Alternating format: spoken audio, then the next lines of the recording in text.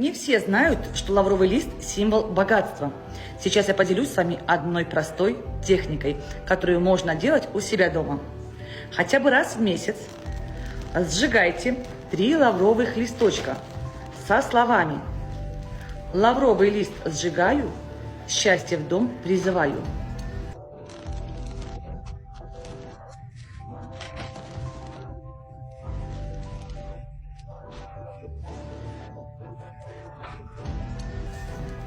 Лавровый лист сжигаю, денежный канал открываю.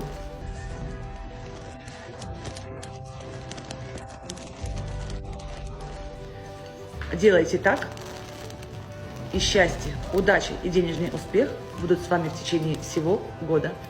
Пользуйтесь, мои дорогие, результат не заставит вас долго ждать.